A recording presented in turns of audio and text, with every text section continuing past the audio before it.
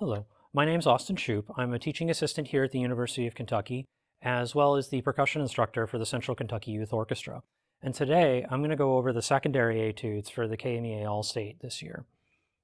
If you choose to take the keyboard audition at KMEA All-State this year, your secondary etude will begin with snare drum.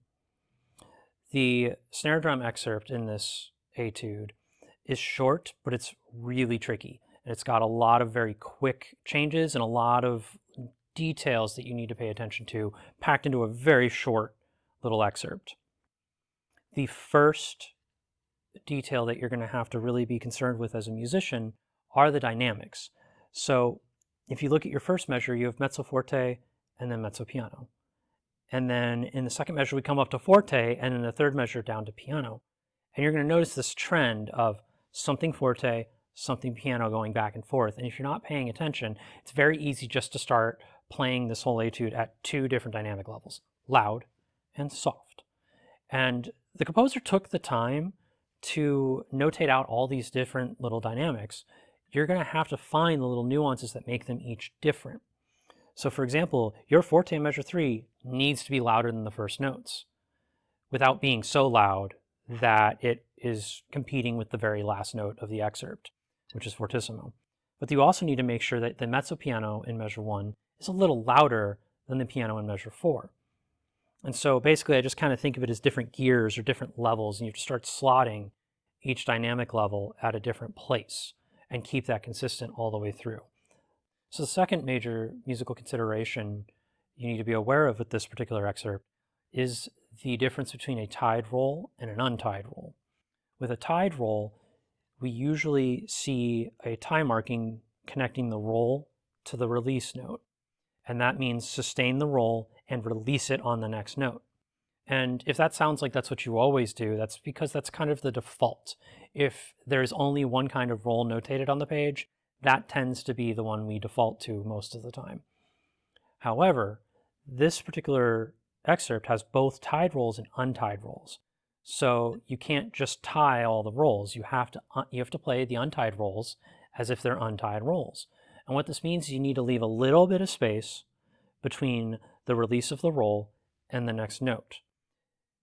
My own personal take on it is I try to find the latest I can go on the roll before it starts to sound like they're connected, because I really don't want to hear a lot of space. I just want it to not sound connected. It's a little bit ambiguous. What you'll find is a lot of people will teach this as you either release the roll with a buzz, so you'll do something akin to, and then you have that release, and I'm way over exaggerating the space, you would never have that much, but that's kind of how that works. Or some others will find the last 16th note before the next note, and they'll just release very, very lightly there. So again, way over exaggerating the space there. But you can, in context, you're just creating a little bit of space without drawing attention to the fact that the note ended. You're not creating a new rhythm, you're just kind of leaving a little bit of a gap there. And there's a lot of different ways to approach it. You just kind of have to find the one that works for you. So the third musical consideration in this excerpt that you need to really pay attention to are the ornaments. There are flams, ruffs, and four-stroke ruffs written throughout this excerpt. And the expectation typically is that you play these open, which is to say you can hear all the notes. It's not buzzed out. So for example, a ruff would be played normally with a double stroke on one hand and the main note on the other. And that a four-stroke ruff would have 3 discernible grace notes, sometimes played right, left, left, left, or right, left, left, right, and other times played single-stroked.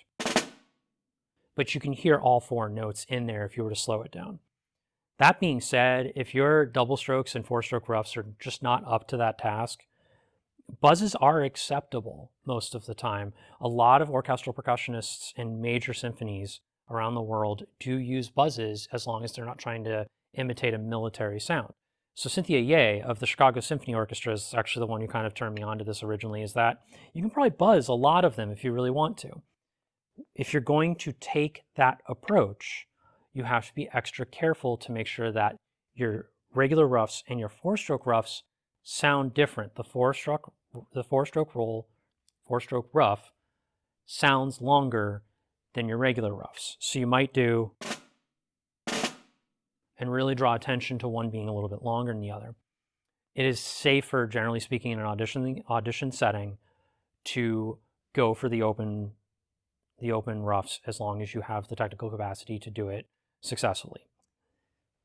And then as a final note on this excerpt, I do want to draw your attention to the fact that there are 2 paradiddles written within the context of this excerpt.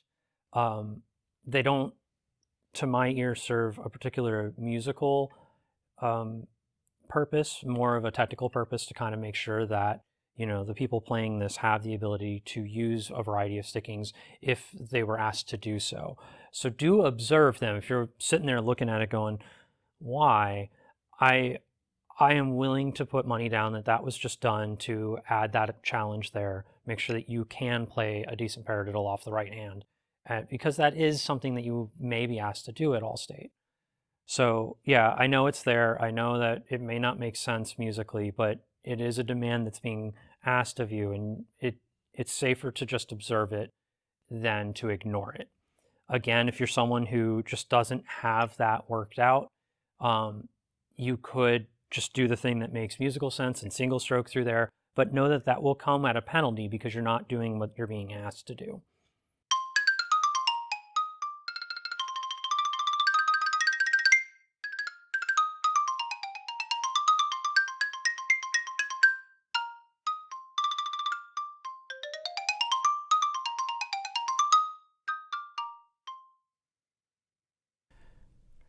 If you opt to take the snare drum audition for KMEA Allstate this year, your secondary etude will begin with xylophone. This particular excerpt covers the whole dynamic range, as they usually do. This one doesn't have a ton of very rapid dynamic changes. It doesn't have a whole lot of awkward passages that require weird stickings. It plays pretty straightforward, actually. There are some musical challenges. We're just going to go play by play through. For the first line, you want to establish yourself, very bold, very loud. Xylophone does not give you a ton of expressive freedom. It's a beautiful instrument for how agile it is, but sometimes you can really feel like you're working hard to get a variety of dynamics and colors. So I like to over-exaggerate everything. So if I'm starting forte, I'm starting with a very strong forte. I tend to hold the stick a little bit back, you know, keep the hand very relaxed, try to sound as full and as bold as I can. And then you have to very quickly move down to piano, and you have to establish where that piano is. You're not dealing with pianissimo or fortissimo in this, so these should show the loudest and the quietest you're going to play for this excerpt. And then through the second and third measures, you have this piano to forte roll that happens as you climb around the instrument. This could be quite challenging. The instinct that most people have is to kind of roll too fast. I found myself having to like pull my roll speeds back a lot on this. When you're standing right over the board, it's fairly aggressive and you feel like you have to roll really quickly to connect the notes. You can roll a lot slower than you think. So instead of like, my instinct was really like about there, you can roll probably about there and get away with it.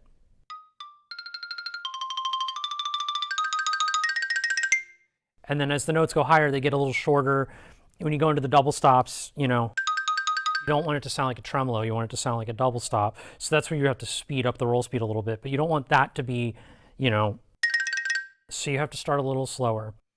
And then when you get to the last measure of line 1, you have to find that mezzo piano. And then you have to make that second one noticeably louder without creeping into the forte in the next line. So with the second line, you have this scalar passage in the first measure.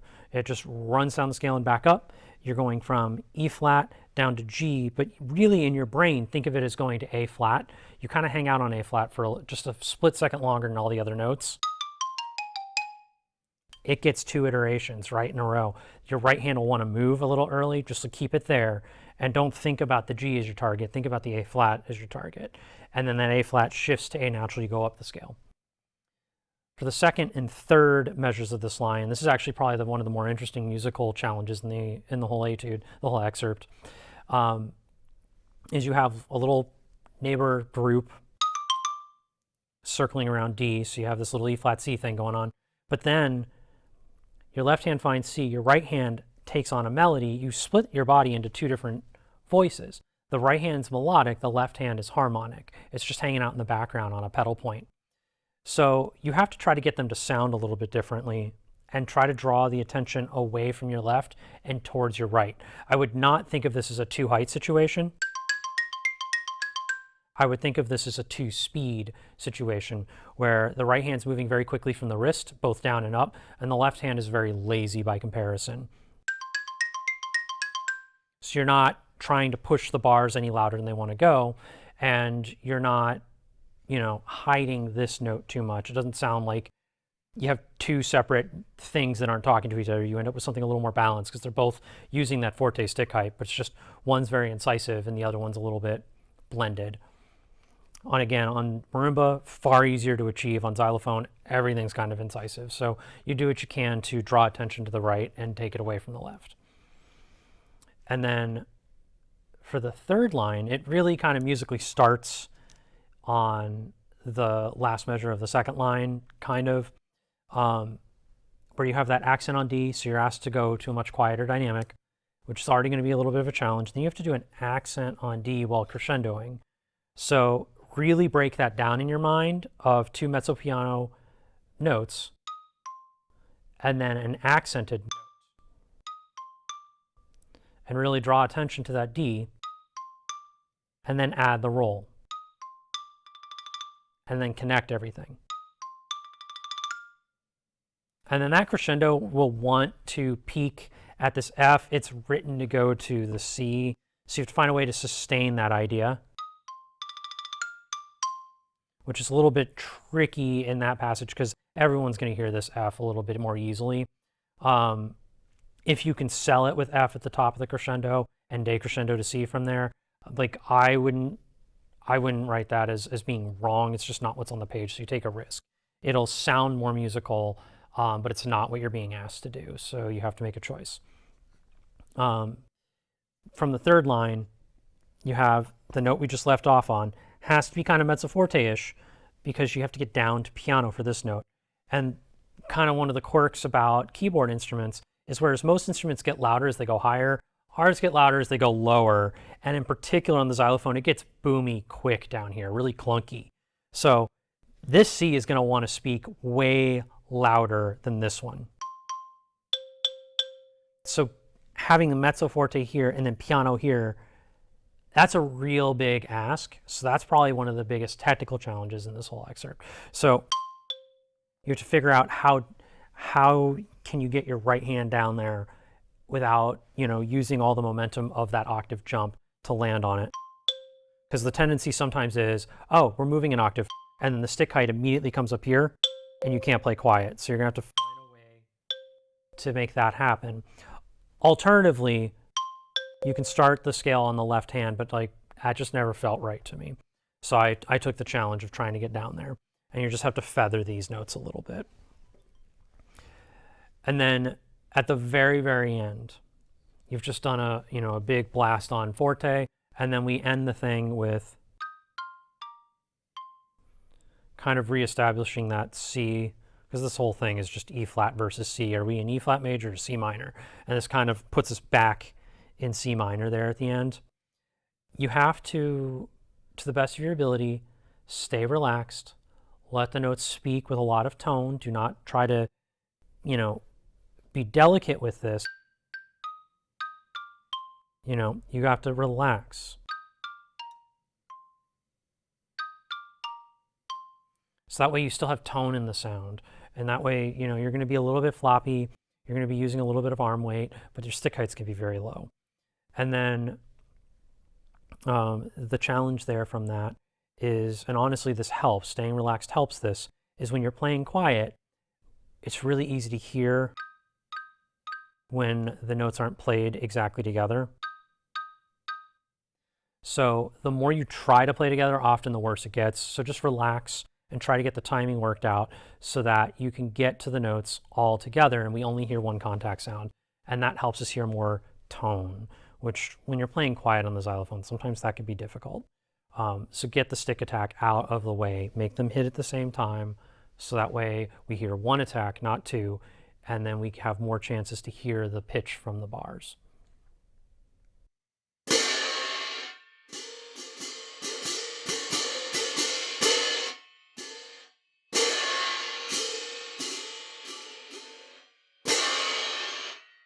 So regardless of whether you take the snare or keyboard audition, your secondary etude is going to have, in addition to snare drum or Xylo, cymbals and triangle. Cymbals comes first, and it's a short little blast of 2/4. I think there's 1, 2, 3, 4, 5, 6, 7, 8, 9, 10, 11, 12. 12 measures. It goes by very quick. That is kind of good news for you in that your hands aren't going to get too chewed up before you have to go play triangle, because that is so much more delicate and you have to kind of get that recovery in. But it does mean you don't have very many chances to get good sounds. So you should prioritize good sounds, and right away, forte, accent, crash, move full, move large. I sometimes will push my bottom cymbal up through the right cymbal if I want more spread. That's a thing that I've been doing a lot later in life so far. You do need to take the rests seriously in this excerpt. Normally rests are just to keep the rhythm notation clear for most of our instruments, and we kind of use our ear to figure out when to dampen. These rests are placed pretty much where you need to dampen almost every time.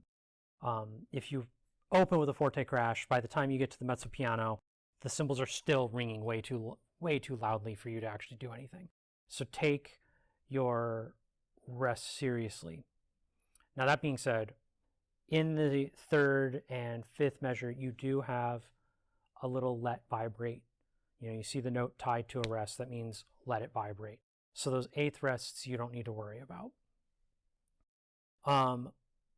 The forte to piano is really the challenge. Like, this excerpt is about demonstrating you can get a good sound loud, a good sound soft, and that you can switch between the two rather quickly. So the thing that I know I practiced the most in this was the second line of the crash cymbal excerpt, that loud quarter note followed by the quiet quarter note followed by an even louder quarter note, or half note, sorry. You have to be careful about your dampening technique. So if you dampen like this, as is the tendency, you pull back, and when you pull back, your elbow will come back and the cymbal will open like a door. That's really common. The problem there is now you need to play piano and you're this far apart. You have to flatten, bring together, and play all in quick succession. So when you play that loud forte quarter note, on 2, pull the cymbals straight back. You're going to use your biceps, not your shoulders. The tendency is to pull back from the shoulder. That's what causes this. Pull back with the bicep. So I'm thinking about that. Like thinking about elbowing someone in the gut, maybe. It's that kind of thing. That way your cymbals stay straight and you're better off finding that piano position quickly. Just a musical tidbit on this excerpt. You have that in the third measure, ta ta ta ta ta ta ta ta ta. Your long note's always the second of each pair of eighth notes, or in the case of the last iteration, very last measure of the first line of the cymbal excerpt, it's a quarter note. Give those a little more weight. It shows a little bit of character. So you have that to rest. You're showing drive by kind of giving it that sense of that almost waltz-like feel. Ta ta ta ta ta ta ta. You may not think of it that way in your head initially because of the way it lines to the beat, but that draws attention to the fact that you're out of meter, and it kind of gives that crescendo a little bit of energy. It's not just even notes all the way up. So I think that's probably the one time that you get to really show a sense of line or a sense of musicality, a sense of phrasing in these 12 measures. So take advantage of it, shape that. If you don't like my version, find another, but that's like the one chance you get to kind of shape the line a little bit and show off who you are as a musician. That being said, your priorities are get a good sound, play the right dynamics, don't have extraneous sounds.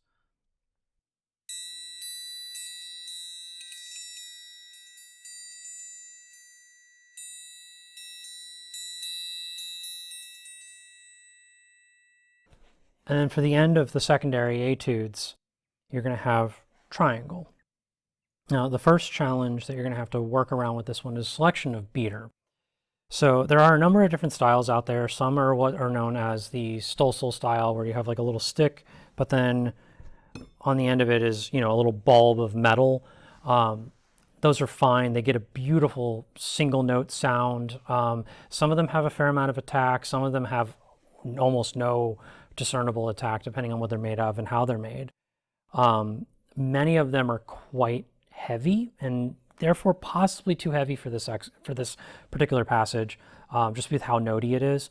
But the reason I kind of drifted away from on this one is because I want to hear the rhythm. And with such a big diameter, that sometimes covers up the attack quite a bit. So my choice, honestly, for these is the steel rod. You get a lot more mass for the diameter than a lot of other styles of beaters. There's also a very clear tick sound when you use these. Some people don't like that, but I think in situations like this where you have to play a lot of 16th notes, that extra tick kind of helps the rhythm be heard. There are a variety of diameters. There are a variety of weights. You got to find something that works for this. Now, the tendency might be, oh, I have to play fast, so therefore I need something rather light. But the problem with light is that it doesn't have the mass needed to move the triangle. So you might need something heavy. When you're playing forte here, you need to move the triangle, you need to move the triangle quickly, so then your instinct might be to use the heaviest that you can find. But then you're going to find that that doesn't really want to articulate some of these rhythms. It's going to force you to use the up and down motion a little earlier than you want. And then it's going to be really hard to get the triangle under control because it gets the triangle moving so fully, so quickly. So you need to find something in the middle. I tend to hang out on the heavy side of the middle for things like this because I do want the triangle to move. I do want to have sound. But really, you need something in the middle for this. So if you have a choice, go with the one that gives you the fullest sound without getting in the way. Musically speaking, you do have to play 16th notes rather rapidly. At 120, like I'm playing most of these excerpts around 110 right now. At 120, you might be forced into using the up and down motion, in which you strike both the bottom and the top. And so you have your 16th notes, like your first measure would be 1, 2. You would use the up and down to play that. I try to avoid that when I can. The sound is not quite the same between the two arms, and the upstroke is just always a hassle to make it sound good. So if I can, I usually will bounce the beater a little bit off the bottom of the triangle. And I do that utilizing a little bit of finger action here to kind of bounce the beater and get that to come across. The accent placed on the first of the three helps you out a lot with that, because then you can kind of throw the beater and bounce it a little bit, as long as you stay musical. The other major challenge with this one is the decreasing dynamics. Triangle likes to ring for a while, and similar to the cymbal conversation, if you need to go from very loud to very soft very quickly, sometimes the triangle is just ringing too loudly to make that work. So you have to find ways around the issue. Nothing is more annoying to me in the world than the sound of a triangle being dampened out of context. Just kind of feels like you have this beautiful color and then something just chokes it. So you kind of have to be smart about how to get the ringing out of the air. So for me, it's usually using those bottom fingers and just touching the triangle enough to get it down to the dynamic level I need it at. So we don't have a complete removal of sound, but we can force the thing to decay a little faster than it wants to. And that goes for the third measure, where you're going from a forte roll to piano. I touch on the end of the roll, and that helps get down. You might have to do it going into the fourth measure. It depends on your triangle. And then you're not going to crescendo at the end, decrescendo, sorry, from forte to piano, playing that many notes the way that the excerpt is written. So you will have to touch the triangle some part in the last two measures when you're going from the forte to the pianissimo. Somewhere in there you find a musical moment to touch and force the triangle to decay faster. I chose to do it on the eighth notes because I want the quarter note to ring fully and to really show off the triangle. And then when you do dampen, you do take a couple overtones out, it changes the sound. So I choose to change the sound when the notes get busier. So I chose the eighth notes just so that I could help get the dynamics down while notes are happening. Other than that, this is fairly straightforward. There are no tricks or advanced techniques required. You just gotta make sure your accents are heard without being unmusical. You gotta make sure that all your rhythms are understood and that the triangle does not overring your dynamic level.